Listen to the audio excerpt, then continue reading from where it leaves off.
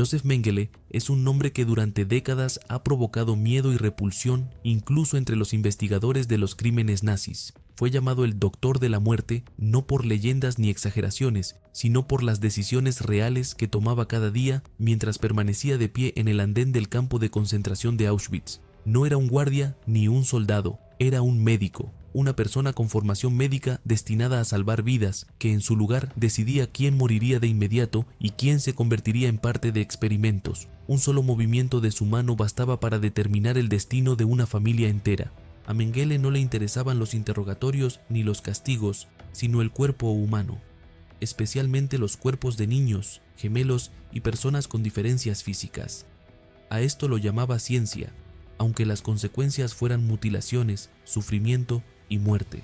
Lo más inquietante de esta historia no es solo la magnitud de la crueldad, sino el hecho de que ocurriera abiertamente dentro de un sistema oficial, con el consentimiento silencioso de superiores y colegas. Mengele no se escondía en el campo, era parte de él.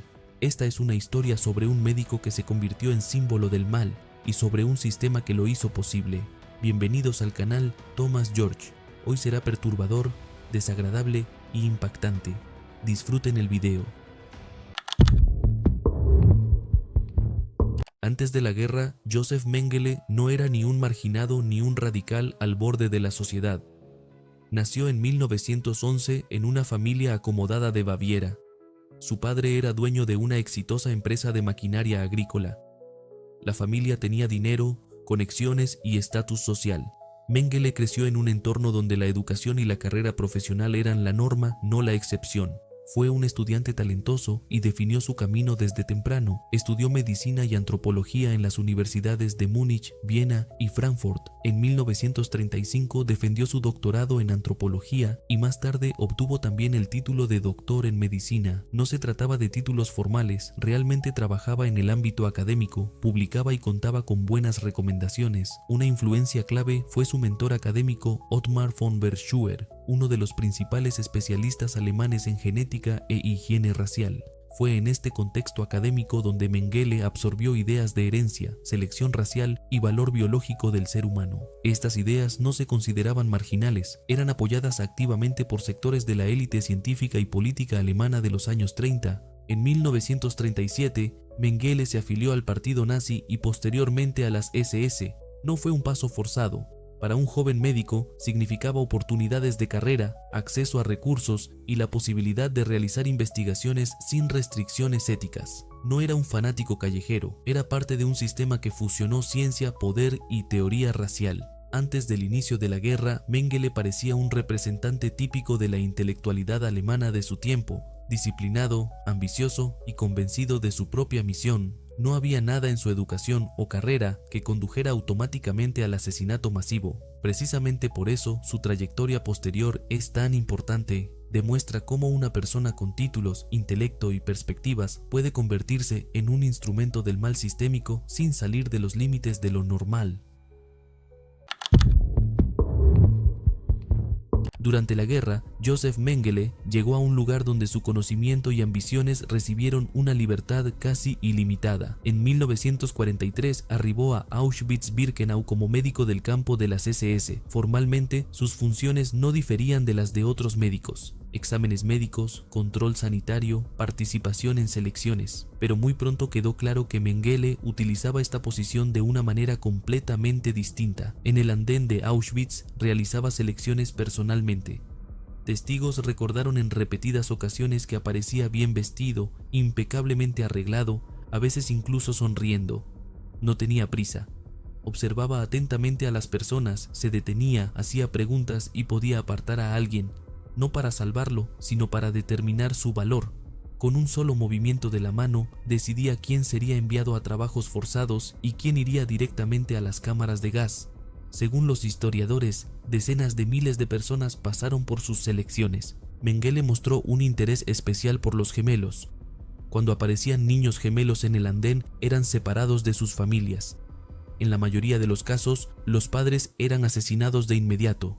Los niños eran enviados a barracones donde comenzaba otra vida, la vida de sujetos de experimentación. Mengele visitaba personalmente a estos niños, hablaba con ellos y les llevaba dulces. creando una ilusión de seguridad. No era un comportamiento casual, era un método. Los experimentos incluían la infección deliberada con enfermedades, transfusiones de sangre entre gemelos sin considerar la compatibilidad, mutilaciones intencionales y amputaciones sin anestesia. Mengele medía las reacciones del cuerpo, registraba el dolor y observaba la muerte. Si uno de los gemelos moría, el otro a menudo era asesinado deliberadamente para comparar los órganos durante la autopsia, que él mismo realizaba o supervisaba directamente. Otro foco fueron los experimentos con niños con anomalías físicas, enanos, personas con defectos congénitos, así como con mujeres embarazadas. Testimonios de prisioneros e investigaciones posteriores a la guerra confirman que Mengele realizó esterilizaciones, inyecciones de sustancias químicas en órganos internos y Popitki de cambiar el color de los ojos mediante la inyección directa de tintes en el globo ocular. El resultado solía ser ceguera, sepsis o muerte.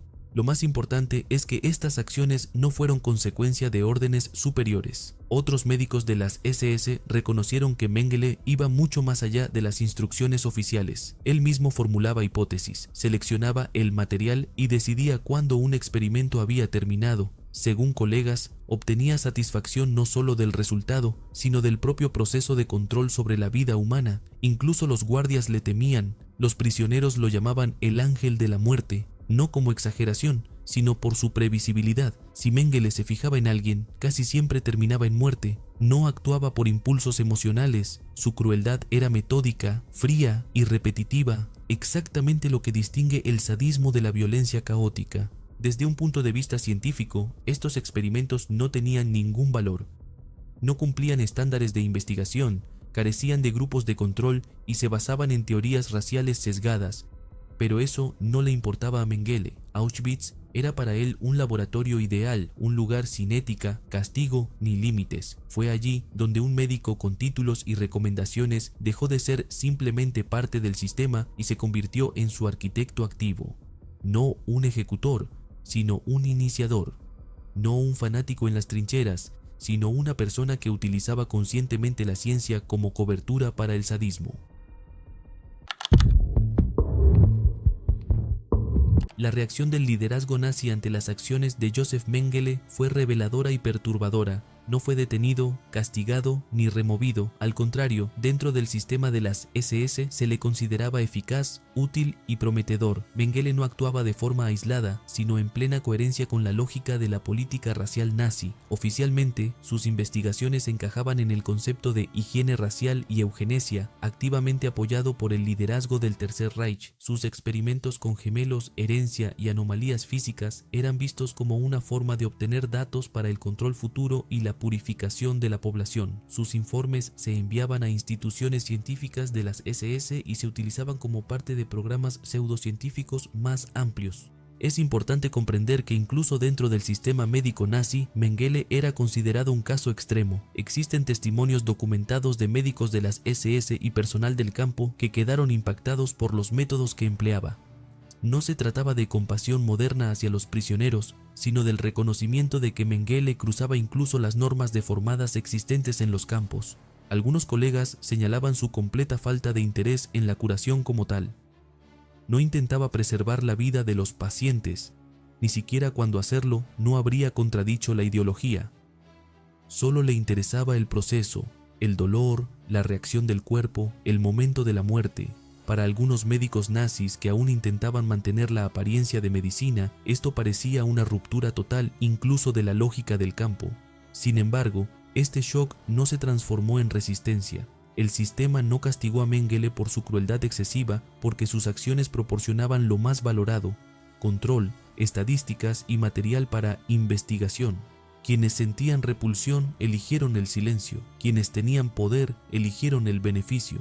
Por eso Mengele continuó trabajando sin restricciones. Se le permitió seleccionar sujetos, utilizar recursos del campo y actuar de forma autónoma. No era un lobo solitario, pero tampoco un simple engranaje. Se convirtió en el punto donde ideología, ciencia y sadismo se fusionaron en algo que incluso aterrorizaba a parte de quienes servían al mismo sistema.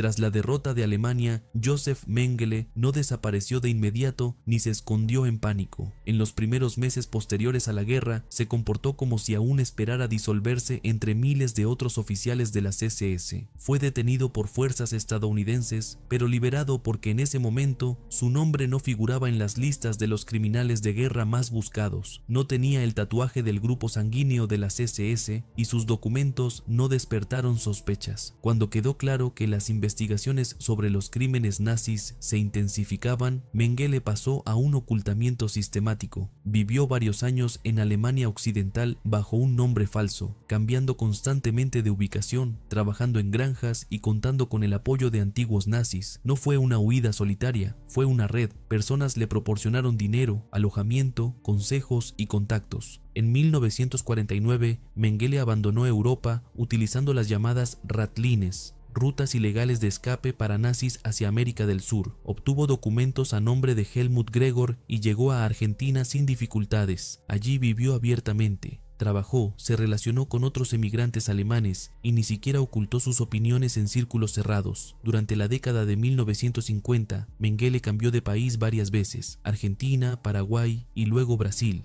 Su paradero era conocido por muchos, pero durante mucho tiempo no condujo a su arresto, en parte por la débil coordinación internacional, en parte por la falta de voluntad de algunos gobiernos para tensar relaciones y en parte porque antiguos aliados continuaron protegiéndolo. Cuando en 1960 los servicios de inteligencia israelíes capturaron a Adolf Eichmann en Buenos Aires, Mengele comprendió que ya no estaba a salvo. Desapareció del espacio público, pasó a una vida semiclandestina, vivió en granjas remotas y evitó ciudades y contactos. Aún así, no estuvo completamente solo. Recibió ayuda de amigos, familiares y personas que creían que el pasado debía quedar en el pasado. Mengele murió en 1979 en Brasil, ahogándose mientras nadaba tras sufrir un derrame cerebral. En ese momento, era uno de los criminales nazis más buscados del mundo, pero nunca fue juzgado. Su muerte permaneció sin confirmar durante años, lo que solo reforzó el mito de su desaparición e impunidad. Este camino de posguerra muestra no solo el fracaso de la justicia, sino lo fácil que es para una persona evitar la responsabilidad cuando está rodeada de suficientes personas dispuestas a guardar silencio, ayudar y mirar hacia otro lado. Mengele sobrevivió no porque fuera un genio de la fuga, sino porque el sistema de complicidad no desapareció con la guerra. La historia de Joseph Mengele suele contarse como la historia de un solo monstruo. Es más fácil, más cómodo para la memoria colectiva, pero la realidad es mucho más peligrosa. Mengele no surgió en el vacío ni actuó solo. A su alrededor siempre hubo personas que abrían puertas, firmaban permisos, proporcionaban recursos, guardaban silencio o se apartaban. Sus experimentos fueron posibles no solo porque fuera cruel, fueron posibles porque existía todo un sistema de personas que llamaban a esto ciencia, progreso o necesidad. Algunos lo veían como algo útil para sus carreras, otros como un servicio a la ideología, algunos simplemente no querían perder su posición y casi nadie quería asumir responsabilidad. Después de la guerra, esta lógica no desapareció, simplemente cambió de forma. Las mismas personas ayudaron con documentos, dinero, rutas de escape y refugio. Algunos ayudaron por convicción, otros por miedo y otros por el deseo de olvidar. Pero el resultado fue el mismo. Una persona responsable de crímenes masivos vivió durante décadas sin juicio ni sentencia. Mengele no fue el único, ni fue el último. Se convirtió en un símbolo no solo de sadismo, sino de complicidad. Un símbolo de cómo el mal sobrevive no gracias a fanáticos, sino gracias a personas comunes que toman pequeñas decisiones convenientes. La historia de Mengele no terminó con justicia, sino con silencio. Su significado está en lo que revela. El mayor peligro no es un criminal individual, sino el entorno que le permite existir, actuar y desaparecer sin dejar rastro. Por eso esta historia debe recordarse no como un horror del pasado, sino como una advertencia.